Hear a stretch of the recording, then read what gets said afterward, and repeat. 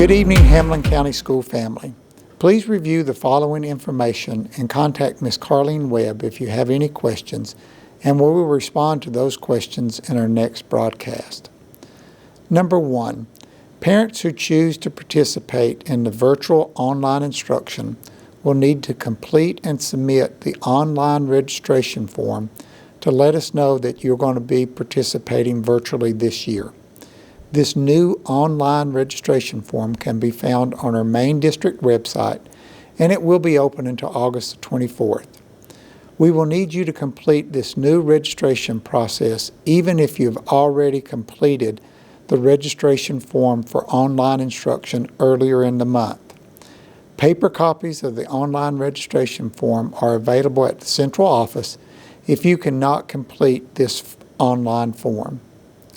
Number 2, we will provide another opportunity for K-8 parents to participate in an online training session, which will enable them to effectively participate in online instruction this year.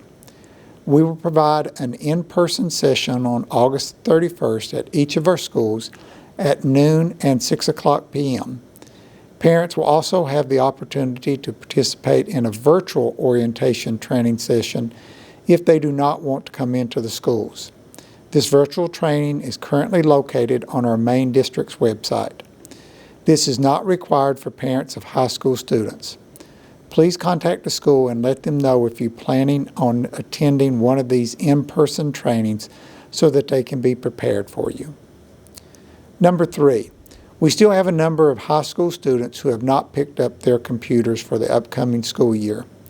West High School will host 3 more days of computer deployment for all grade levels beginning Tuesday, August the 18th from 9 o'clock to 3 o'clock, Wednesday, August the 19th from noon to 6, and Thursday, August the 20th from 2 to 8. East High School will deploy computers to juniors this week until Thursday from 8 o'clock to 11 o'clock. Sophomores can pick up their computers next week, Monday through Thursday from 8 to 11. Senior and freshman computers have already been deployed. Please contact the schools if you have any questions or visit their web pages. Number 4, we will be back in school in about 3 weeks. Students have been out of school for nearly 5 months now. Parents may want to begin preparing children for the return back to school by developing regular routines and positive work habits. Many of our students are sleeping late into the day and are not ready to get back on a normal school schedule. It may be a good time to begin getting them up a little earlier so that the first day of school will not be so difficult. It is also important for parents of elementary age children to read with their children each day. Please make this a daily habit. Middle and high school students should also be encouraged to read. Please do not make this a chore if possible. Select books of high interest to your children and allow them to read books that they actually enjoy reading, even if they're not considered to be academic books. The key is to have students reading, and the best way to do this is allow them to read something that they enjoy. Number 5, we will have an extremely limited number of visitors at our football, volleyball, and soccer competitions this year. This will be a very difficult year for us, and we want the focus to be on our student athletes on the field. Each student athlete, cheerleader, and band member will be given 4 tickets to share with family and friends. We will not sell additional tickets at the gate to limit the number of visitors so that we can maintain appropriate social distancing. The tickets will be purchased for the regular price of $7 per ticket, and they're not going to be refundable. Each school and coach will determine how these tickets will be sold to parents. Younger children accompanying parents must remain with the adults on the bleacher during the game. We want to make sure that they are not wandering throughout the stadium. We will open the gates 1 hour prior to the start of the game. All visitors must have their purchased tickets and present them to the gatekeepers. No tickets will be sold at the gate. Everyone will have their temperatures taken, and no one with a temperature over 100.4 will be admitted into the stadium or gym. You will also be required to wear a mask. We completely understand these rigid rules will take some of the fun out of watching a game, but we want to keep everyone safe. We actually considered having no visitor at our fall games this year, but we understand how important it is for family to be at the game.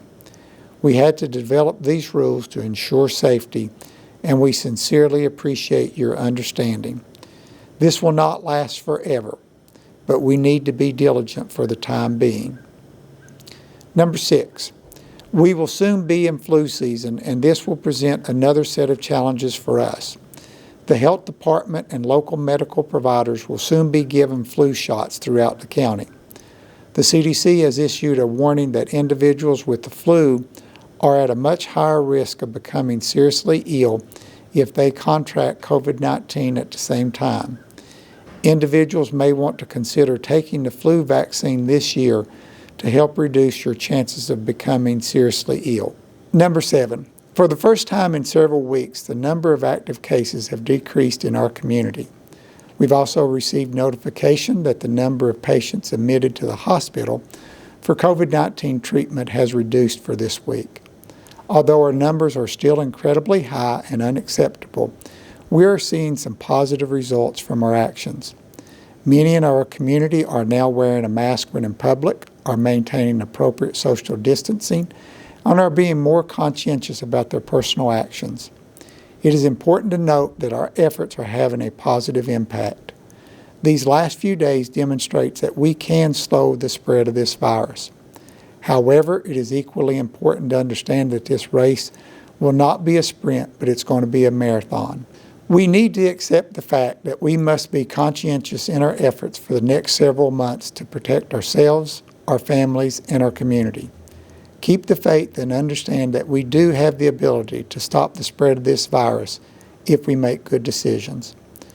We certainly appreciate your attention to this broadcast, and we wish you the very best. Thank you.